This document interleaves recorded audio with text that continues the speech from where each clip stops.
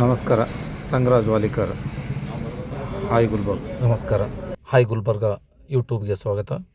ಬಂಧುಗಳೇ, ಇವತ್ತಿನ ದಿನ ಗುಲ್ಬರ್ಗಾದಲ್ಲಿ ಹೋರಾಟ ನೋಡಿದರೆ ಇಂಥ ಒಂದು ಹೋರಾಟ ಯಾವತ್ತೂ ಇತಿಹಾಸದಲ್ಲಿ ನಡೆಯಲಿಕ್ಕಿಲ್ಲ. ಅಂಥ ಒಂದು ಹೋರಾಟ ಕಲಬುರಗಿಯಲ್ಲಿ ನಡೆದಿದೆ. ಇದು ಹೋರಾಟ ಅಮಿತ್ ಶಾ ರವರು ಮಾಡಿರ್ತಕ್ಕಂಥ ವಿಧಾನಸಭೆಯಲ್ಲಿ ಅಮಿತ್ ಶಾ ರವರು ರಾಜ್ಯಸಭೆಯಲ್ಲಿ ಮಾತನಾಡಿರುವ ಬಗ್ಗೆ ಮತ್ತು ಬಾಬಾ ಸಾಹೇಬ್ ಅಂಬೇಡ್ಕರ್ ಅವರ ಬಗ್ಗೆ ಅವಮಾನ ರೀತಿಯಲ್ಲಿ ಮಾತನಾಡಿರುವ ಬಗ್ಗೆ ಇಂತಹ ಒಂದು ಹೋರಾಟ ನಡೆಯುತ್ತಿದೆ. ಅಂದರೆ ಕಲಬುರಗಿಯಲ್ಲಿ ಈ ಇತಿಹಾಸದಲ್ಲಿಯೇ ಇಲ್ಲದಂತಹ ಹೋರಾಟ ಆಗಿದೆ. ಬಂಧುಗಳೇ, 18/12/2024 ಅಮಿತ್ ಶಾ ರವರು ಮಾತನಾಡಿದ್ದು 25/12/1927 ನಡೆದಂಥ ಘಟನೆಗೂ ಯಾವುದಾದ್ರೂ ಒಂದು ಸಂಬಂಧ ಇದೆಯಾ, ಏನಾದರೂ ಸಂಬಂಧ ಇದೆಯಾ ಅನ್ನೋ ಪ್ರಶ್ನೆ ಅಂತೂ ನಮಗೆಲ್ಲ ಕಾಡ್ತಾ ಇದೆ. ಈ ಮನುವಾದಿ ಕೋಮುವಾದಿ BJP ಮತ್ತು ಕಾಂಗ್ರೆಸ್ ಪಕ್ಷಗಳು ದೇಶದ ಶೂದ್ರ ಮತ್ತು ಅತಿ ಶೂದ್ರರ ಮೇಲೆ ಹಿಡಿತ ಸಾಧಿಸುತ್ತಿವೆನಾ? ಅಂದು 25/12/1927 ನಮ್ಮ ದೇಶದ ವರ್ಣಭೇದ ನೀತಿಯನ್ನು ಜಾರಿಯಲ್ಲಿ ಇಟ್ಟು ಜನರನ್ನು ಗುಲಾಮಗಿರಿ ಮತ್ತು ಜಾತಿ ವ್ಯವಸ್ಥೆ, ಮಹಿಳೆಯರನ್ನು ಹೆರುವ ಯಂತ್ರದಂತೆ ನೋಡುತ್ತಿದ್ದ ಮನುಸ್ಮೃತಿಯನ್ನು ಸುಟ್ಟು ಹಾಕಿದ್ದು ಬಾಬಾ ಸಾಹೇಬ್ ಡಾಕ್ಟರ್ BR ಅಂಬೇಡ್ಕರ್. ಅಂತಹದೊಂದು ಇತಿಹಾಸವನ್ನು ಸೃಷ್ಟಿ ಮಾಡಿದ್ದ ಬಾಬಾ ಸಾಹೇಬರನ್ನು ನಿಂದನೆ ಮಾಡಲು ಈ ಅಮಿತ್ ಶಾ ಎಂಬ ಕೇಂದ್ರದ ಗೃಹ ಸಚಿವ ಪ್ರಯತ್ನ ಮಾಡಿರಬಹುದೇ? ಒಂದು ಬ್ರಾಹ್ಮಣ, ಕ್ಷತ್ರಿಯ, ವೈಶ್ಯ ಹಾಗೂ ಶೂದ್ರ ಮತ್ತು ಇತ್ತೀಚೆಗೆ ಕರೆಯಲ್ಪಡುವ ಅತಿ ಶೂದ್ರ ಅನ್ನೋ ಭೇದ ಭಾವ ನೀತಿಯನ್ನು ಹೊಡೆದು ಹಾಕಲು ಪ್ರಯತ್ನಿಸಿದ ಬಾಬಾ ಸಾಹೇಬರ ಹೆಸರಿಗೆ ಕಳಂಕ ತರಲು ಪ್ರಯತ್ನದಲ್ಲಿದ್ದಾರಾ ಅಮಿತ್ ಶಾ? ಬಾಬಾ ಸಾಹೇಬರು ಬದುಕಿರುವಾಗ ಕಾಂಗ್ರೆಸ್ ಪಕ್ಷ ಹೇಗೆ ನಡೆದುಕೊಂಡಿತ್ತು ಅಂತ ಹಲವಾರು ಬಾರಿ ನಾವು ಓದಿಕೊಂಡಿದ್ದೇವೆ, ನೋಡಿಕೊಂಡಿದ್ದೇವೆ.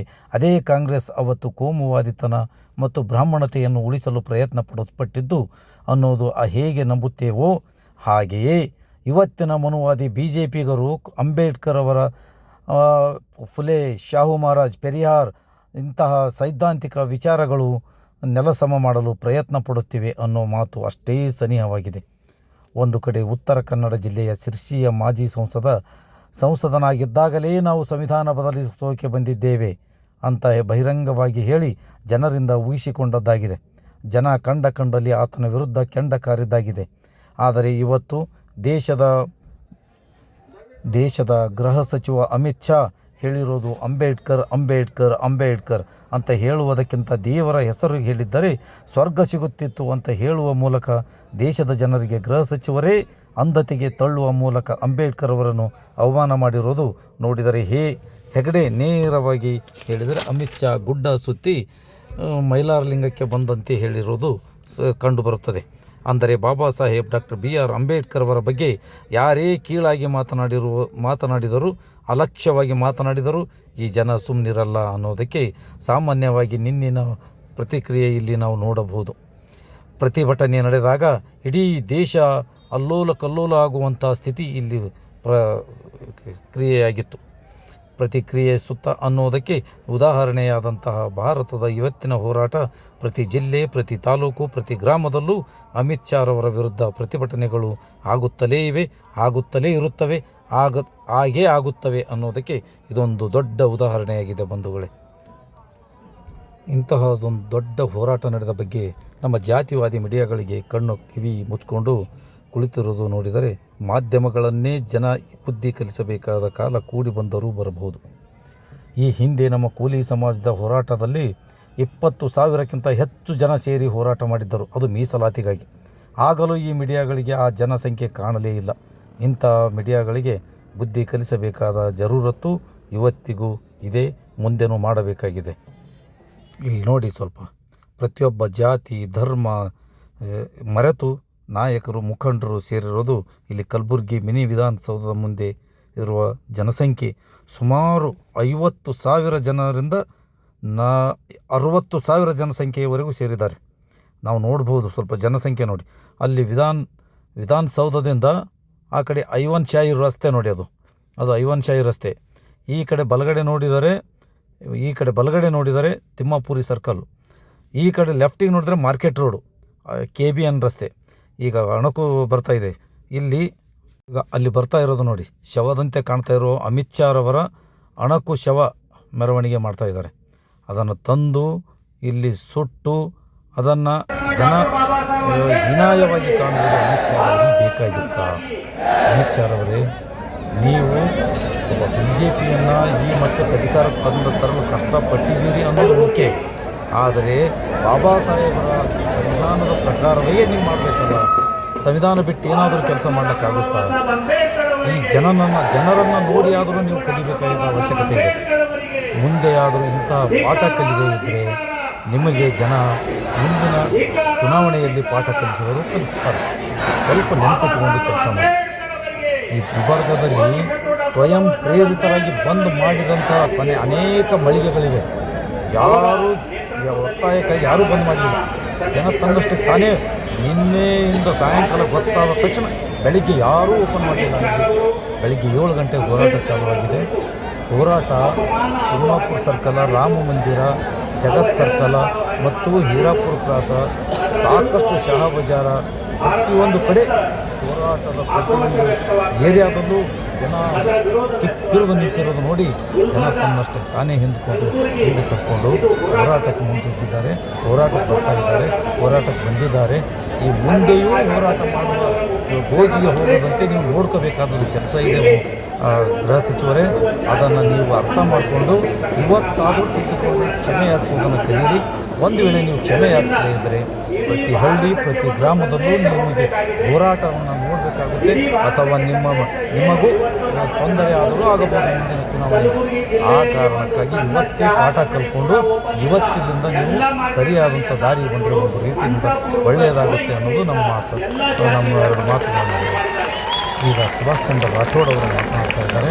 ಸ್ವಲ್ಪ ಅದನ್ನು ಕೇಳೋಣ, ನಂತರ ನಾವು ಮತ್ತೆ ಹೇಳೋಣ ಅಂತ ನಾವು ಹೇಳ್ತಾ ಇದ್ದೀವಿ. ಇಷ್ಟು ವರ್ಷ ರಾಜಕೀಯ ಮಾಡ್ತಾ ಇದ್ದೇನೆ. ಕಲಬುರಗಿಯಲ್ಲಿ ಅನೇಕ ಹೋರಾಟ ಬಂದ್ಗಳನ್ನು ನೋಡಿದ್ದೇನೆ. ಆದರೆ ಈ ಸಲ ಇರ್ತಕ್ಕಂಥ ಬಂದು, ಇಂಥ ಸಂಪೂರ್ಣ ಬಂದು ನನ್ನ ಜೀವಮಾನದಲ್ಲಿ ನಾನು ಎಂದೂ ನೋಡಿಲ್ಲ. ಅಷ್ಟು ಯಶಸ್ವಿಯಾಗಿದೆ. ಇದು ಡಾಕ್ಟರ್ ಬಾಬಾ ಸಾಹೇಬ್ ಅಂಬೇಡ್ಕರ್ ಅವರ ಬಗ್ಗೆ ಎಲ್ಲ ಜಾತಿ ಧರ್ಮದ ಜನರಲ್ಲಿರ್ತಕ್ಕಂಥ ಪ್ರೀತಿ, ಬಾಬಾ ಸಾಹೇಬ್ ಅಂಬೇಡ್ಕರ್ ಅವರ ಚಿಂತನೆಗಳಿಗೆ ಕೊಡ್ತಕ್ಕಂಥ ಗೌರವ. ಇವತ್ತು ತಾವು ನೋಡಿದ್ದೀರಿ, ನಮ್ಮ ಸಮಿತಿನಲ್ಲಿ ವೀರಶೈವ ಸಮಾಜದ ಅಧ್ಯಕ್ಷರು, ಎಲ್ಲ ದಲಿತ ಸಂಘಟನೆಗಳ ಅಧ್ಯಕ್ಷರು, ಮರಾಠ ಸಮಾಜದ ಅಧ್ಯಕ್ಷರು, ಕೋಲಿ ಸಮಾಜದ ಅಧ್ಯಕ್ಷರು, ಕುರುಬ ಸಮಾಜದ ಅಧ್ಯಕ್ಷರು, ಬಂಜಾರ ಸಮಾಜದ ಅಧ್ಯಕ್ಷರು, ಭೋವಿ ಸಮಾಜದ ಅಧ್ಯಕ್ಷರು, ವಿಶ್ವಕರ್ಮ ಸಮಾಜದ ಅಧ್ಯಕ್ಷರು, ಅನೇಕ ಜಾತಿ ಧರ್ಮಗಳು, ಇಂಥ ಮೈನಾರಿಟಿ ಸಮುದಾಯದ ಅಧ್ಯಕ್ಷರು, ಈಡಿಗ ಸಮಾಜದ ಅಧ್ಯಕ್ಷರು. ನಾನು ಯಾವುದೇ ಜಾತಿ ಮಾಡ್ತಿರಬಹುದು, ಆದರೆ ಗುಲ್ಬರ್ಗಾದ 30 ಲಕ್ಷ ಜನರಲ್ಲಿ ಇರ್ತಕ್ಕಂಥ ಎಲ್ಲ ಜಾತಿ ಧರ್ಮದ ಜನರ ಬೆಂಬಲದೊಂದಿಗೆ ಇವತ್ತು ಡಾಕ್ಟರ್ ಅಂಬೇಡ್ಕರ್ ಅವರಿಗೆ ಗೌರವ ಸೂಚಿಸಿ ಇವತ್ತು ಬಂದ್ ಆಚರಣೆ ಮಾಡ್ತೀವಿ. ನಾವು ಬಂದ್ ಆಚರಣೆಯಲ್ಲಿ ಭಾಗಿರ್ತಕ್ಕಂಥ ತಮ್ಮೆಲ್ಲರಿಗೂ ಕೂಡ ಮತ್ತು ಎಲ್ಲ ಸಂಘ ಸಂಘಟನೆಗಳಿಗೂ ಕೂಡ ದಯಮಾಡಿ ಈ ವಿಚಾರ ನಾವು ಪೂರಿ ಹಳ್ಳಿವರೆಗೆ ಕೂಡ ಒಯ್ಯಬೇಕಾಗ್ತದೆ. ಅಂಬೇಡ್ಕರ್ ಅವರ ಹೆಸರು ತಗೊಳ್ಳೋದು ಇವತ್ತು ಫ್ಯಾಷನ್ ಆಗಿದೆ. ಏನ್ ಅಂಬೇಡ್ಕರ್ ಅಂತೀರಿ? ಇಂಥ ಹೆಸರಿನ ಜಪ ದೇವರ ಹೆಸರು ಮಾಡಿದ್ರೆ, ದೇವರ ಹೆಸರು ತಗೊಂಡ್ರೆ 7 ಜನ್ಮದ ಸ್ವರ್ಗ ಸಿಕ್ತಿತ್ತು ಅಂತ. ಯಾಕೆ ಅಂಬೇಡ್ಕರ್ ಅವರ ಹೆಸರು ಜಪ ಮಾಡೋದ್ರಿಂದ ಸ್ವರ್ಗ ಸಿಗಲ್ಲ? ಅಂಬೇಡ್ಕರ್ ಅವರ ಜಪ ಮಾಡೋದ್ರಿಂದ ಅದು ಧಾರ್ಮಿಕ ಅಡ್ಡಿ ಆಗಲ್ಲ. ಇದರ ಹಿಂದೆ ಜಾತೀಯತೆಯ ಮಾನಸಿಕತೆ ಇದೆ, ಮೇಲು ಕೀಳಿನ ಮಾನಸಿಕತೆ ಇದೆ, ಮನೋ ಸಂಸ್ಕೃತಿಯ ಮಾನಸಿಕತೆ ಇದೆ. ನಮ್ಮ ಹೋರಾಟ ಈ ಮಾನಸಿಕತೆ ವಿರುದ್ಧ ಇದೆ. ಆ ಮಾನಸಿಕತೆ ಪ್ರತಿನಿಧಿತ್ವ ಮಾಡೋರು ಮೋದಿ ಮತ್ತೆ ಶಾ ಇರಬಹುದು. ಆದರೆ ಇಡೀ ದೇಶದಲ್ಲಿ 2 ವಿಚಾರ ಸಂಘರ್ಷ ನಡೆದಿದೆ ಇವತ್ತು. ಒಂದ್ ಕಡೆ ಭಾರತ ದೇಶ 140 ಕೋಟಿ ಜನರ ದೇಶ. ಹಿಂದೂ, ಮುಸಲ್ಮಾನ್, ಸಿಖ್, ಇಸಾಯಿ, ಎಲ್ಲ ಜಾತಿ ಧರ್ಮ, ಎಲ್ಲ ಭಾಷೆಯ ಜನ ನಾವೆಲ್ಲ ಭಾರತೀಯರು. ಇದು ನಮ್ಮ ಭಾರತ. ಇವರೆಲ್ಲರೂ ಒಳಗೊಂಡು ಭಾರತ ಇರಬೇಕು, ಇವರೆಲ್ಲರೂ ಹಿಡ್ಕೊಂಡು ನಡಿಬೇಕು ಅಂತ ಒಂದು ವಿಚಾರಧಾರೆ ಇದ್ರೆ, ಈ ವಿಚಾರಧಾರೆಗೆ ನೆಹರು ಅವರು ಸಮರ್ಥನೆ ಮಾಡ್ತಾರೆ, ಮಹಾತ್ಮ ಗಾಂಧಿ ಅವರು ಸಮರ್ಥನೆ ಮಾಡ್ತಾರೆ, ಡಾಕ್ಟರ್ ಬಾಬಾ ಸಾಹೇಬ್ ಅಂಬೇಡ್ಕರ್ ಅವರು ಸಮರ್ಥನೆ ಮಾಡ್ತಾರೆ. ಆದರೆ ಇನ್ನೊಂದು ವಿಚಾರ ಯಾವುದಿದೆ? ಈ ದೇಶದಲ್ಲಿ ಬಹುಸಂಖ್ಯಾತ ಒಂದು ವರ್ಗ ಇದೆ. ಈ ದೇಶ ಒಂದು ಧರ್ಮದ ಆಡಳಿತದಲ್ಲಿರಬೇಕು.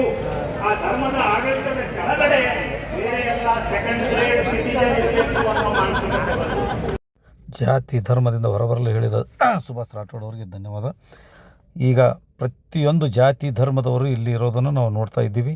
ಇಂಥ ಹೋರಾಟ ಹೆಚ್ಚಿಗೆ ಆಗ್ತಾ ಇದೆ. ಆಗದಂತೆ ನೋಡ್ಕೋಬೇಕಾದ್ದು ಕೇಂದ್ರ ಸರ್ಕಾರದ ಕರ್ತವ್ಯ. ನಾನು ಸಂಗರಾಜ್ ವಾಲಿಕರ್. ನಮಸ್ಕಾರ.